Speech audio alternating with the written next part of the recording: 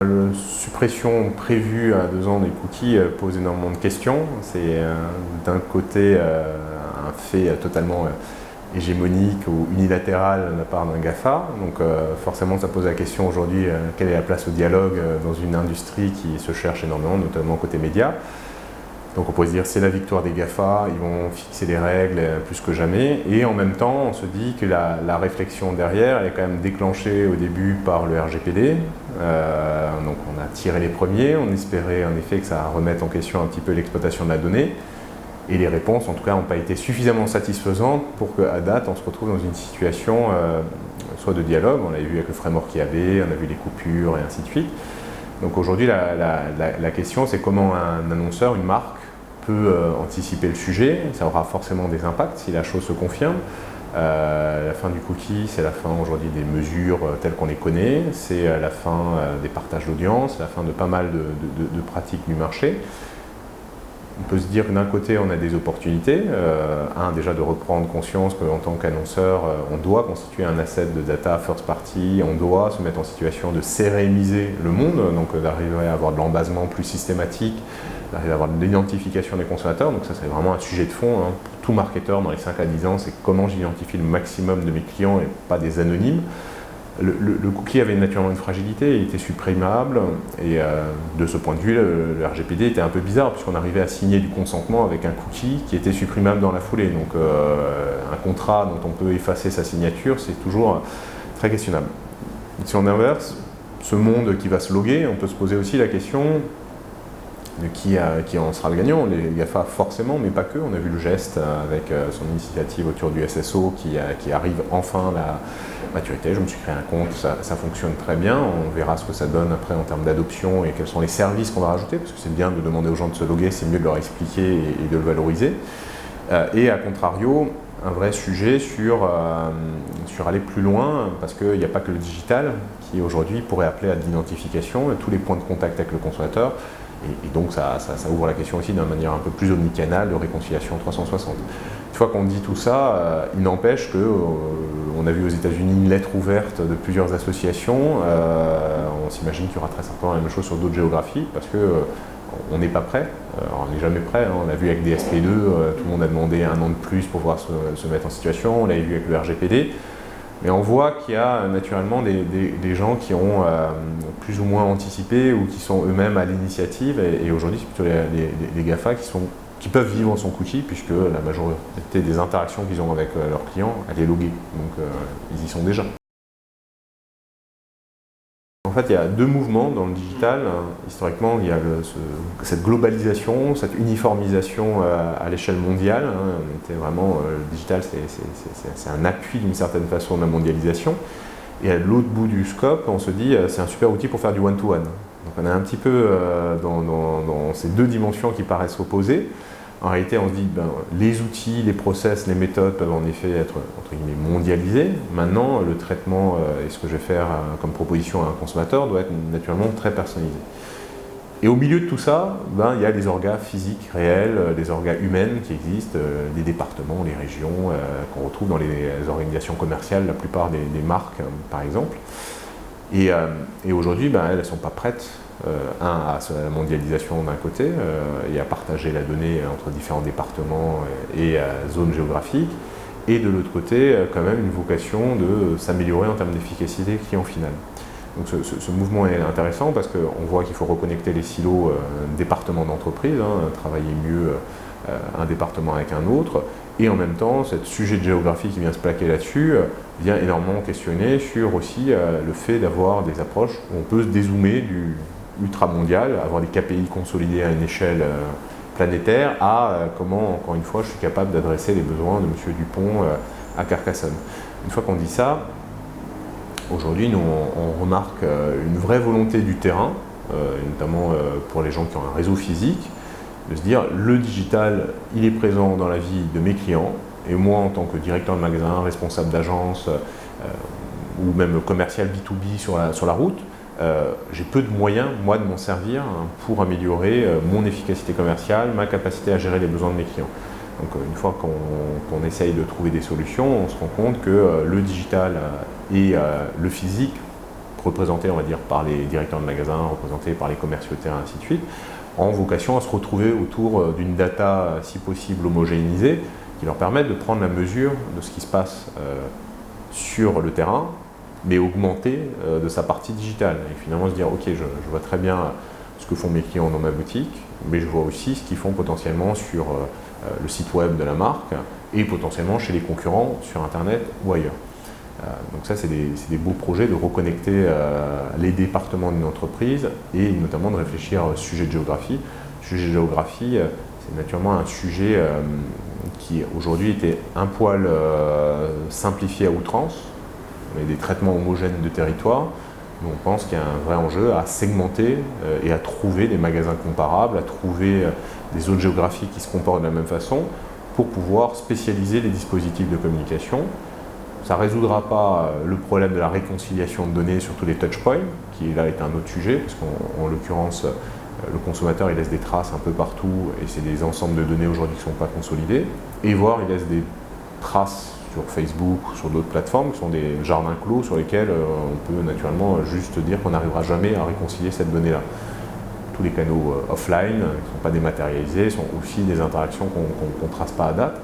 Donc c'est un Graal coûteux parce qu'en réalité la démonstration de la surgénération de valeur par la maîtrise d'une réconciliation à 360, elle peut exister, mais elle signifie déjà d'être allé au bout de la démarche. Donc aller au bout de la démarche pour finalement prouver le ROI, aujourd'hui dans des contextes de sous-investissement parce que contraction des ventes et autres, c'est des paris qui sont faits par des visionnaires ou par des gens un brin preneurs de risques. Aujourd'hui, je pense qu'on a des très bons outils de data vise. Ce n'est pas les outils le problème à date, c'est clairement le décloisonnement de la data, c'est notamment avoir des vraies démarches de data quality, de documentation de la donnée, donc il y a un sujet de gouvernance, il paraît évident. Dans les organisations aujourd'hui, le métier a très souvent besoin d'une donnée qui n'est pas collectée par lui, qui n'est pas consolidée par lui. Donc cette possibilité de pouvoir un peu naviguer dans la donnée de l'entreprise, ça reste beaucoup d'organisations de l'ordre du rêve. Alors, très souvent avec des discours qui vont être sécurité, des discours de attention, tu ne connais pas la donnée, il y a des biais associés, ainsi de suite. Donc ça signifie qu'on n'a pas fait de travail en termes de gouvernance, en termes de documentation, un vrai sujet autour des data stewards notamment. Maintenant, si on veut être très concret, c'est quand même par cette approche très décisionnelle qu'on arrive à avoir des métiers qui comprennent à quoi leur sert la data.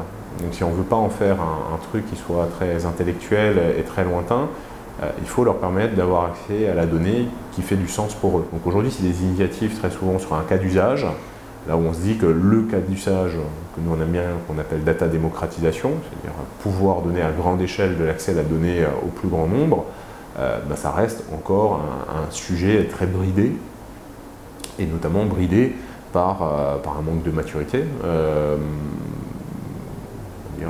Manque de maturité qui parfois cache aussi la dimension politique de ce qu'est la data. On ne rappellera jamais que quand un ministre prend un ministère, son première décision d'habitude c'est de transformer son KPI pour qu'il lui soit favorable, qu'importe les décisions qu'il va prendre. Donc en changeant les méthodes de calcul, on peut déjà améliorer de la perf. Donc on sait qu'il y a cette tentation forte là, dans des organisations politiques, de maîtriser, on va dire, la manière dont les indicateurs sont construits, la manière dont ils sont définis. Moi j'aimerais insister vraiment sur ce décisionnel qui doit devenir customer-centric et avoir des KPI qui ne sont pas des KPI d'un département, qui ne sont pas des KPI d'un individu, mais qui sont vraiment des KPI centrés sur le client final. Et ça, aujourd'hui, forcément, quand on a une entreprise qui est silotée en termes de data, les KPI sont vraiment des KPI de moyens, de channel, de canal, et pas des KPI clients. Donc on a notamment des clients énergéticiens, on a des cas d'usage de réconciliation de bout en bout, par exemple sur des sujets de génération de contrats énergie, avec des sujets de lifetime value. C'est possible que si l'ensemble des interlocuteurs dans la chaîne acceptent à un moment de partager des ID, de partager de l'information, et ça ne se fait pas malheureusement rapidement. Et on voit, comme je disais, avec des sujets un peu de cas d'usage ou des mandats un peu qui viennent COMEX, On peut quand même faire des choses assez intéressantes. Nous, on a des cellules d'analyse expertes qui sont sous supervision, en tout cas sous mandat COMEX. On va faire des analyses commerciales assez intéressantes, mais on sent que ça grince. On sent que ça grince parce qu'il y a des gens qui n'étaient pas habitués à ce qu'on rapproche leurs données avec les données du voisin, et donc on commence à prendre en considération que si on regarde les choses comme un entonnoir, ben finalement on a des effets de vases communicants, ce n'est pas la performance promise. C'est concentré sur maximiser un indicateur, mais ça dégradait celui d'à côté, mais comme on ne regardait pas celui d'à côté, ben, du coup on découvre un peu la chose, ou en tout cas on fait semblant de la découvrir. Donc ça c'est le genre de choses où il faut finalement avoir et une démarche très démocratique et à la fois une cellule d'expertise, parce qu'il y aura quand même des sujets très politiques, et je pense notamment avoir pour un directeur général une équipe de data analystes pointus à qui il donne un mandat de pouvoir aller chercher à donner là où il faut pour la traiter, c'est aujourd'hui quand même le signe de direction générale beaucoup plus data-driven. Certains imaginaient que c'était un rôle qu'on pouvait faire porter à des cabinets conseillers en strat, par exemple. Moi, je pense qu'aujourd'hui, c'est tout à fait quelque chose qui doit être internalisé dans les grosses organisations, parce qu'en l'occurrence, ce mandat, cette connaissance de la data, on peut vraiment capitaliser dessus pour régulièrement sortir de nouvelles choses qui sont pointues, qui sont éclairantes pour un directeur général qui doit prendre des décisions dans des contextes pas évidents.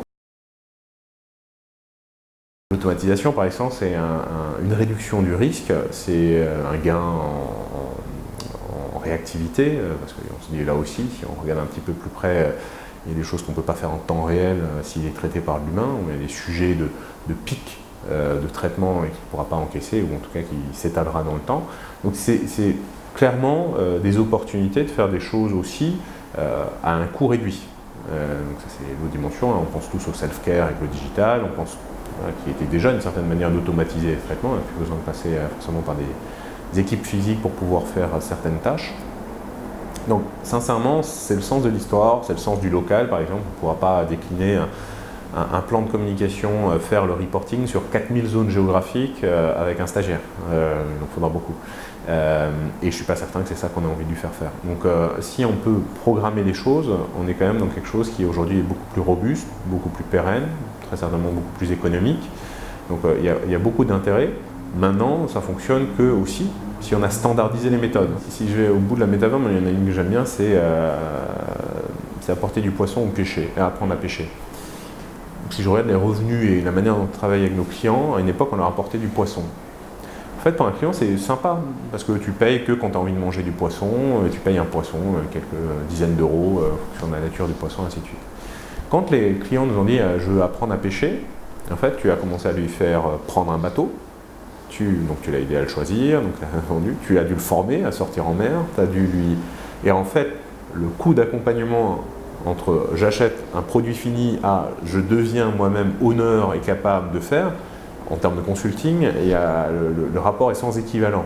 En fait, j'ai plus intérêt à avoir des clients qui veulent être capables d'eux, et on peut se dire oui, mais à un moment il saura pêcher, et donc tu ne seras plus rien. Non, la réponse est il saura pêcher, et donc il me demandera très certainement d'apprendre à chasser, puis de faire de l'agriculture, puis autre chose. En fait, il y a toujours un sujet après, c'est l'esprit même de l'innovation et naturellement de l'amélioration continue. Donc je ne suis pas du tout inquiet sur cette dimension-là. A contrario, si moi je ne l'aide pas à maîtriser la pêche, à un moment il va dire je vais me débarrasser de ce mauvais coach parce que je ne sais toujours pas pêcher à date. Et un autre me promet en quelques semaines d'y arriver. Donc notre métier est clairement plus rapidement possible, faire monter nos clients en compétences. Toujours eu des principes de consulting chez Converteo, et notamment un, c'est il n'y a pas de meilleur investissement que d'investir sur son client. Donc voilà, aujourd'hui on n'est pas dans une situation de les infantiliser. Au contraire, chaque fois qu'il nous dit je veux internaliser, nous on y voit des opportunités pour nous, mais des opportunités naturellement pour notre client aussi, puisque ça signifie une nouvelle responsabilité, de nouveaux process, de nouveaux sujets, une meilleure maîtrise. Et c'est un signe de maturité de manière générale.